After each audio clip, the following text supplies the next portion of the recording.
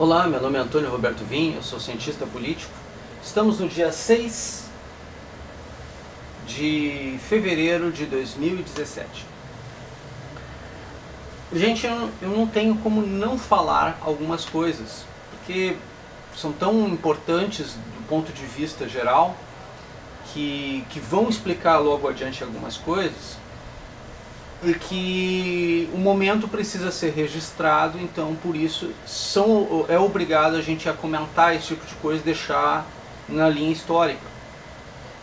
Por mais que a gente não queira comentar determinados assuntos, os fatos são relevantes e acabam sendo necessários serem registrados, porque podem influenciar de alguma maneira. Algumas coisas a gente não quer comentar porque denigrem a imagem da política, dos próprios políticos, e a gente pode ficar de fora de alguns comentários e dizer assim, isso não tem relevância, isso não tem importância, isso não é necessário ser comentado, até pelo contrário. Se a gente comentar, a gente ainda paga como se a gente estivesse fazendo alguma coisa errada. Um exemplo disso é comentar a questão de Luiz Inácio Lula da Silva da morte da esposa. Se a gente comenta alguma coisa, paga como se a gente estivesse falando, querendo o mal das pessoas e fazendo aquela questão de bem ou mal, certo e errado, né? E não é exatamente isso, a proposta não é essa. É que, como eu sou cientista político, o que eu sou obrigado a fazer? Eu sou obrigado a falar dos fatos, da técnica, e não de questões pessoais, ou se eu gosto ou deixo de gostar de alguma coisa ou outra. Eu não simpatizo com a figura de Luiz Inácio, ninguém duvida a respeito disso. Eu não gosto da conduta que ele toma, porque, na minha opinião, ele é um psicopata.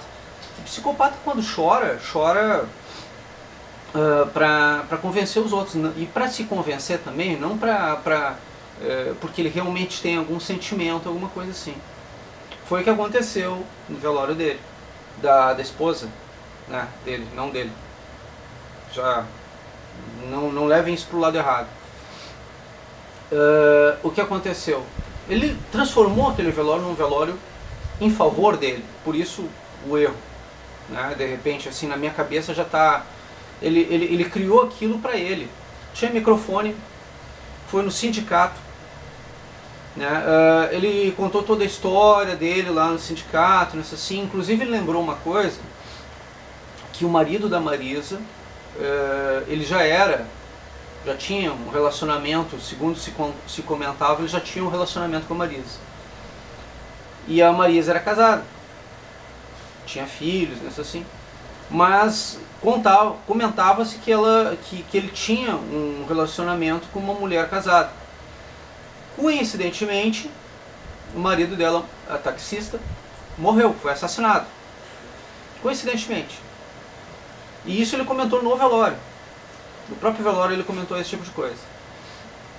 Depois, mais adiante, ele pegou e fez alguns outros comentários, mas especificamente sobre, como se fosse uma pré-campanha, candidatura a presidente da República, e fez também, isso durante um longo tempo ele fez esse discurso, expulsou algumas emissoras de televisão dali, inclusive a própria Globo, e fez toda uma imagem, de líder populista. É estranho porque o pessoal da esquerda condena o populismo de Trump, mas não condena o populismo de Lula. O que é deles vale, o que é dos outros não vale. Populismo para uns pode, porque é da linha deles, para outros não pode, porque não é da linha deles. No caso do Lula, ele ainda fez um agravante. Ele não fez simplesmente campanha, ele não simplesmente fez discurso político dentro de um velório.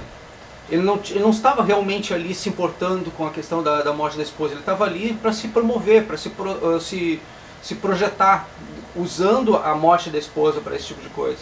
E isso é um tipo de postura típica de quem planeja alguma coisa, arquiteta alguma coisa, se organiza para alguma coisa. E nesse caso, o artista Lula é capaz até de chorar, né, para poder provar que realmente ele está falando a verdade, né? Mas ele é um artista. Ele passou todos os governos dele, os 2 governos, os 8 anos de mandato, ele passou o tempo todo fazendo campanha para que pudesse se reeleger no primeiro mandato e eleger sucessor no segundo mandato. Durante o período que Lula foi presidente, ele não governou, porque ele só tem primeiro grau, ele não tem a menor habilidade para governar. O que ele fazia? Ele botava pessoas qualificadas para fazer esse trabalho para ele. Pessoas que tinham habilidade para governar. E aí, nesse sentido, o que aconteceu foi que Lula não governou, ele fez campanha durante todo o seu mandato, fora do período eleitoral, que é proibido pela lei brasileira. Não bastasse isso. Agora, no velório dele, ele cometeu crimes, novos crimes. Incitação à violência, contra a ordem pública, promoveu a desordem social, o caos social, promoveu crime de calúnia, difamação, injúria contra Sérgio Moro. Deu a impressão de que Marisa Letícia tinha morrido por causa de Sérgio Moro, né? E isso acabou gerando nas redes sociais uma comoção tal que tem gente ameaçando de morte Sérgio Moro nas redes sociais. Sérgio Moro, a Lava Jato e todas as pessoas que estão falando alguma coisa, comentando alguma coisa a respeito dessas questões de Lula e Marisa. Tem gente que está deletando amigos, tem gente que está ameaçando pessoas nas redes sociais, né? E isso tudo dentro de um processo que foi ocasionado por conta de Luiz Inácio Lula da Silva e seu discurso. Seu discurso inflamado, apaixonado e populista, dentro do velório da própria esposa. Ora, não bastasse isso, o que aconteceu de fato? Bom, nesse meio tempo, durante a questão, porque a Marisa faleceu no final de semana, onde acontecia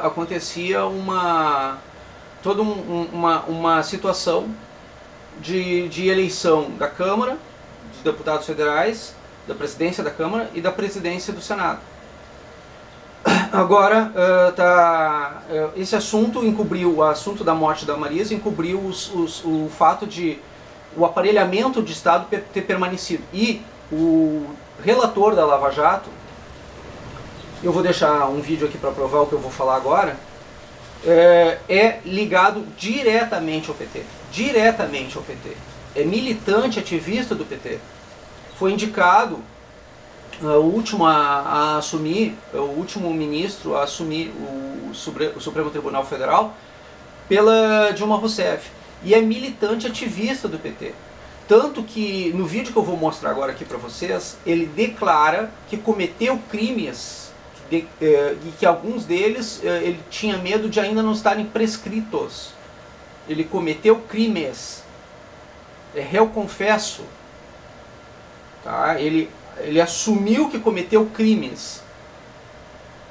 E no entanto ele agora é ministro indicado pelo PT, do STF, e agora é relator da Lava Jato, ou seja, aqueles políticos ligados à Lava Jato que estiverem envolvidos e forem aliados do PT ou do PT, correm o risco de serem soltos, né, ou seus crimes prescritos, porque o relator, ou a pessoa que vai julgar eles, é exatamente a pessoa que deveria estar dentro desse processo junto com eles.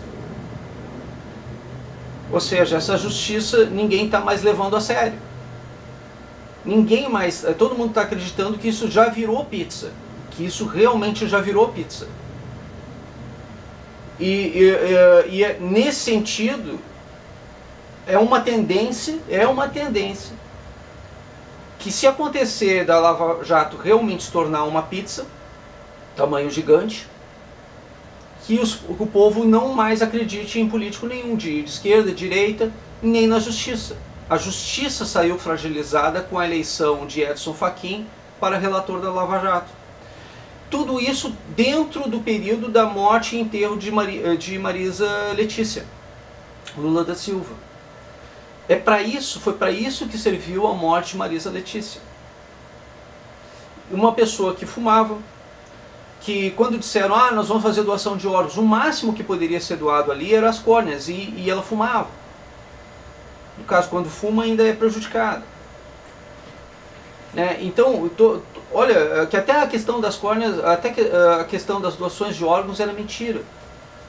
Não tinha uma nota sequer de pesar em relação a Marisa Letícia, nem da imprensa do próprio PT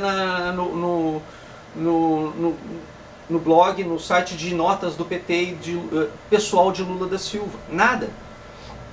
A única nota que saiu foi no Facebook, e ainda sobre a questão da doação de órgãos, que foi falsa, que foi mentirosa. Tudo isso, e ainda a incitação à violência para promover uma inversão de valores em relação à justiça, que está funcionando ainda, que não foi aparelhada ainda, que é não é a política, a justiça aparelhada é a superior. A justiça aparelhada é aquela superior. A inferior, a de primeiro grau, segundo grau, ela não foi totalmente aparelhada, não tinha como ser. E eles aparelharam só o cume. Então, se Lula consegue pegar algum foro privilegiado, por qualquer motivo que seja, automaticamente ele fica isento e fica livre. Como ele ainda não tem foro privilegiado, é possível que a gente consiga prendê-lo. Apesar da idade, apesar de uma série de coisas, ele está realmente na possibilidade de ser preso, ainda mais agora. Né? Por quê? Porque ele comete crimes atrás de outro, ele acredita que vai ficar livre. E se ele não ficar livre, da forma como ele está discursando, ele está incitando o ódio de tal modo que ele está ameaçando a vida de todas as pessoas que estão, de alguma maneira, condenando ou julgando ele. Que tipo de ser humano promove esse tipo de coisa? Um ser humano que quer justiça, que quer paz, que quer ordem, que quer organização social? Não, um ditador. Um ditador. Um déspota. E como é que se pode apontar um dedo para um Donald Trump, chamar o Donald Trump e acusar o Donald Trump de uma série de coisas, uma vez que aqui no Brasil as pessoas que condenam ele fazem exatamente igual em relação a Lula. Exatamente igual, querem exatamente a mesma coisa, só que com Lula no poder. Que hipocrisia! As pessoas não percebem o quanto elas estão sendo hipócritas agindo dessa maneira? Porque do outro lado, eles chamam o que vale é o que eles falam, não importa, faço o que eu digo, não faço o que eu faço. É isso. É uma situação assim que não tem nem argumento para se falar. O que se pode dizer, e eu vou mostrar agora com outros vídeos complementares, né, é que na verdade essa hipocrisia toda ela serviu para alguma coisa, para aparelhamento de Estado. E Lula aumentou o seu número de crimes nacionais. Ele pode ser ainda julgado por outros crimes que ele recém está cometendo. Ele fora do poder, ele como indivíduo, ele como cidadão, ele está promovendo crimes. Ele está incitando violência, ele está fazendo uma... Isso não... Gente, é só ver os vídeos. Não tem nada que eu esteja falando que eu não possa provar agora aqui, mostrar agora aqui. Né? E a questão essa da Marisa, do falecimento do esposo dela, vocês podem pesquisar em jornais antigos da época. Lula já havia-se uma situação, em muitos casos vocês vão encontrar, de que Marisa já tinha um envolvimento emocional com Luiz Inácio Lula da Silva, quando do falecimento do esposo da Marisa. E ele comentou isso, eu já tinha até esquecido. Mas é fato. Tá? Essa turma é perigosa. Não é de hoje que acontece esse tipo de informação. Não é de hoje que acontece isso. E eles estão querendo voltar ao poder. Se não de forma direta, de forma indireta. Então a gente precisa ter consciência disso para não não errar de novo, não cometer esses erros de novo. E sim, fazer uma direita que possa fazer a transformação e alternância de poder do nosso país. Vai ser difícil porque a gente foi feita uma lavagem cerebral para que todo mundo no Brasil fosse de esquerda. E muitas pessoas conseguem evoluir, aprender, entender que precisa mudar, mas ainda nós temos muitas coisas dentro da nossa cultura que nós temos a mente voltada ao pensamento de esquerda. Quando na verdade não é errado pensar pela direita. Pensar pela direita não nos torna corruptos. Na verdade, hoje a corrupção ela está toda no aparelhamento de Estado, ou seja, na esquerda, no Estado macro, no Estado pesado, viciado. Isso é que hoje é a corrupção. Então não importa se a gente está indo pela direita ou pela esquerda, a gente tem que aprender a fazer política correta. E a princípio, para fazer política correta, quando tem algo errado, a gente não pode compactuar com esse algo errado, porque isso nos torna cúmplices. Então seja você de esquerda ou de direita, a esquerda não precisa de Lula. Vocês têm que eliminar a situação do problema. E essa eliminação é prender, fazer justiça, não matar. Isso tornaria ele mártir. Como ele quer transformar a Marisa. Ele usou o velório dela como palanque para tentar transformá-la em mártir, para transformar isso em bônus político para a sua própria campanha. Isso é coisa de psicopata. Ele não estava chorando de verdade, ele estava criando um mito ali para poder utilizar para as campanhas. É isso que ele fez. Nesse sentido, eu sou obrigado a comentar isso, porque toda a questão da Lava Jato foi complicada diante desse cenário, dessa situação. Ele criou um mito para a campanha eleitoral, desenvolveu todo um cenário que daqui para diante vai ser desenvolvido, que vai ser utilizado na próxima campanha do PT, caso ainda exista PT. Se não for extinto o PT. Porque ele pode ser caçado por Gilmar Mendes, se for correto. Ora, como é que comete crime eleitoral e não vai ter punição? E qual é a punição para um crime eleitoral de um presidente da República? De um partido nacional? Não seria a perda da sigla? Tem alguma coisa, depois de tu ter ocupado função de presidente da República indevidamente, através de processo de corrupção, teria alguma punição que fosse mais qualificada do que é a extinção da própria sigla? Fica aí a pergunta. Muito obrigado pela atenção dispensada. Eu já entrevistei pessoas aqui que diziam, por exemplo, que lutaram, né, pela anistia, diretas já, constituinte, e que naquele momento de luta, de embate, de enfrentamento mesmo, né, de ir pra rua, de ir pros comícios. Algumas pichações, que obviamente eu preciso só ter algum cuidado para não confessar muitos crimes, mas estão todos prescritos, né? Quase todos, aliás. Conheci um professor que foi fundamental para me mostrar que o mundo não era só o mundo que a gente via. Chamava Edílio Ferreira. O Edílio era professor de língua portuguesa e literatura, me fez ver o mundo com outros olhos. Era um homem progressista, ligado ao Partido Comunista, aos movimentos de esquerda, um homem que tinha uma visão plural e aberta da vida. E entrei na faculdade. E para minha surpresa, o movimento estudantil da Faculdade de Direito era o mais reacionário de toda a universidade. Depois eu percebi que a surpresa não era tanto assim, que os estudantes de Direito, não raros, são muito conservadores. Acabei me ligando à questão da terra e, obviamente, a luta pela reforma agrária, que foi o segmento no qual eu mais participei durante o movimento da Constituinte. Uma das imagens que eu tenho muito presente é no comício das diretas, com pessoas que mais tarde seguiram caminhos tão diversos. Né? Pessoas que eu acabei depois conhecendo em São Paulo, que tomaram outros caminhos, como o Franco Montoro, o Mário Covas, né? E mesmo aqui no Paraná, né, abriu-se um leque. Né? José Richa, Scalco. O Richa, Scalco, o Requião, o Maurício Fruit, que obviamente não pode ser esquecido, obviamente, nesse contexto todo. Percebeu-se, na verdade, que a luta pelo poder, para alguns, as divergências ideológicas para outros, a divergência de projeto de vida, de percepção de sociedade acabou, e isto se esfacelando. Isso já se percebeu na Constituinte de 88. Nós escrevemos à época um trabalho sobre os partidos políticos e a realidade nacional.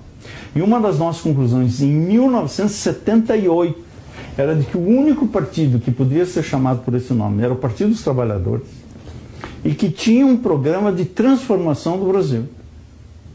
De modo que mesmo depois da Constituinte a ilusão se manteve.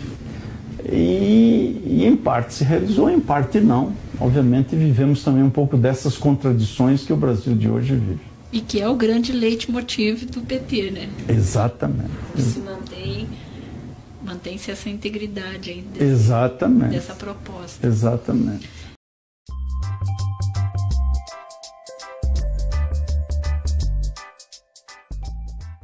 Dona Miriam Cordeiro, ex-mulher de Lula, é uma trabalhadora honrada que mora no ABC Paulista. Ela conhece Lula como ninguém. Ela mostrou o verdadeiro caráter do Lula. Ela denunciou que Lula chegou a oferecer dinheiro para que abortasse a filha dele.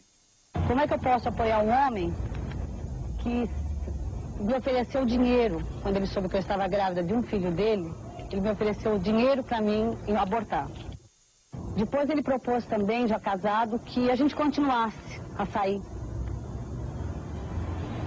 Eu não aceitei também. Então ele sabe que todas as negociações que ele fez comigo até hoje não deu certo. Sabe? Nenhuma negociação que ele fez comigo não deu certo. E ele sabe que eu estou falando a verdade. O Lula estava conseguindo pagar a prestação da casa dele. O seu Lula tem videocassete na casa dele, tem aparelho de som caríssimos. O seu Lula conseguiu viajar para Cuba, para Nicarágua. Quem pagou tudo isso? Na minha cabeça está assim, cada degrau que o Lula subiu da ascensão dele, ele pisou na cabeça de um metalúrgico.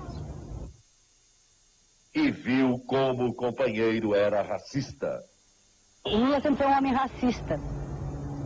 Ele nunca suportou negro. E agora, Gilberto Gil? E agora, Djavan? Agora, essa mulher coragem corre perigo. Sabe, eu acho que... Eu não sei, a minha filha, não sei como ela vai se colocar frente à minha declaração, porque ela é a filha dele, não é? Mas eu acho que ela vai encontrar uma maturidade e vai entender. Lula e seus aliados ameaçam sua vida. Tentam jogá-la contra a própria filha, cuja vida ela salvou com sua coragem. E até tentarão desmoralizá-la. Mas Dona Miriam não se intimida e não vai se calar. Não tenho medo de represália, não. Não tenho, já disse isso em jornal. E não tenho medo, não, de represália. Eu sofri pressão, eu fui ameaçada. Inclusive até dentro do meu trabalho. Eu coloco isso mais uma vez do que eu coloquei naquele jornal. É uma palavra de agradecimento a cada mulher, a cada homem, a cada companheira, a cada parente da Marisa, a cada parente meu. E dizer ao companheiro Rafael, presidente desse sindicato, que possivelmente a minha vida não seria 1/10 do que é se não fosse esse sindicato, se não fosse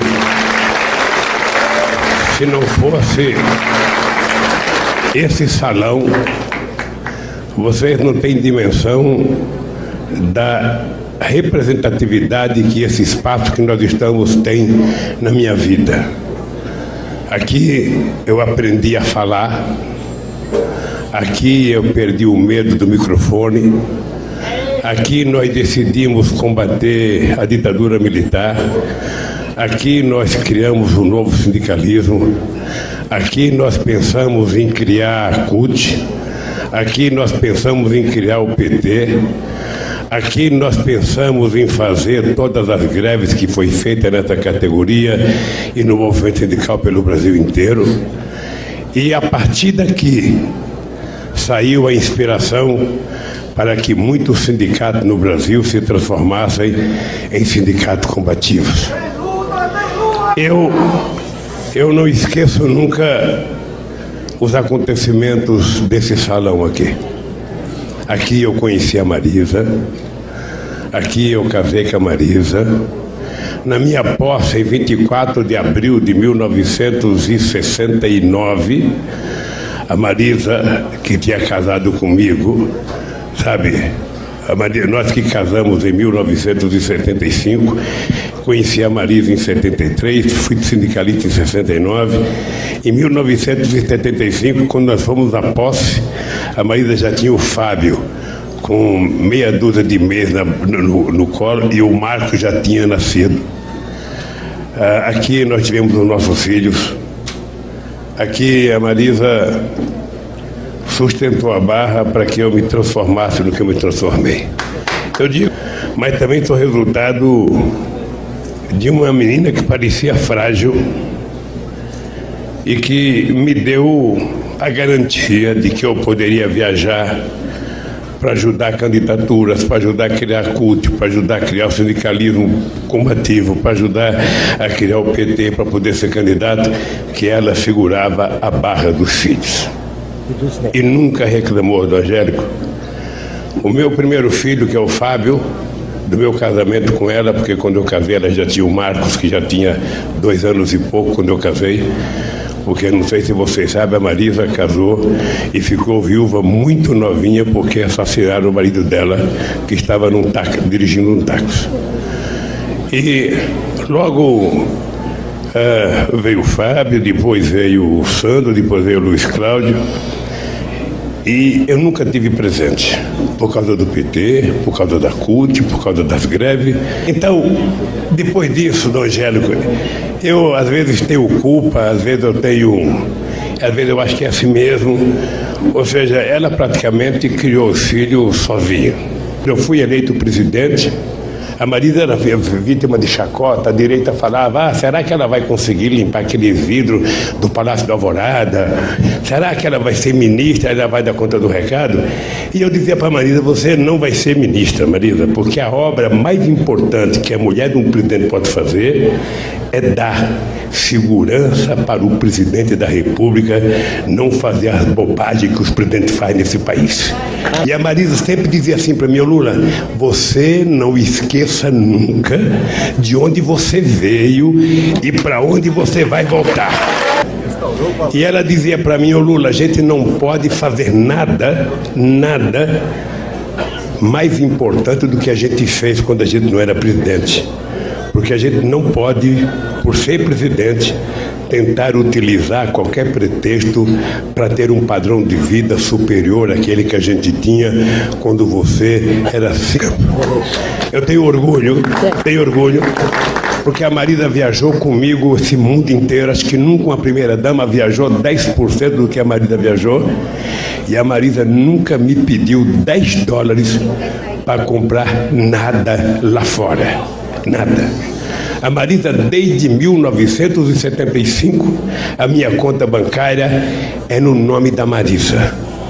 Porque eu nunca aceitei que a mulher ficasse mendigando R$10 para o marido para ir para a feira. Ela ia e gastava o que ela quisesse. E eu vou continuar agradecendo a Marisa. Até o dia que eu não puder mais agradecer, o dia que eu morrer. E espero me encontrar com ela com esse mesmo vestido que eu escolhi para colocar ela, vermelho, para mostrar que a gente não tinha medo de vermelho quando era vivo, não tem medo de vermelho quando morre. Ela está com a estrelinha do PT no seu vestido e eu tenho orgulho dessa mulher, junto comigo e outros milhares. Muitas vezes essa molecada dormia no chão da Praça da Matriz e a Marisa e outras companheiras vendendo bandeira, vendendo camiseta, para a gente construir um partido que a direita quer destruir. Porque na verdade, Marisa morreu triste, do Angélico, porque a canalice que fizeram com ela e a imbecilidade e a maldade que fizeram com ela, eu vou dedicar. Eu tenho 71 anos, não sei se Deus me levará em curto prazo, eu acho que eu vou viver muito, porque eu quero provar que os fascínoras que levantaram leviandade com a Marisa tenha um dia a humildade de pedir desculpas a ela, mesmo quando vai.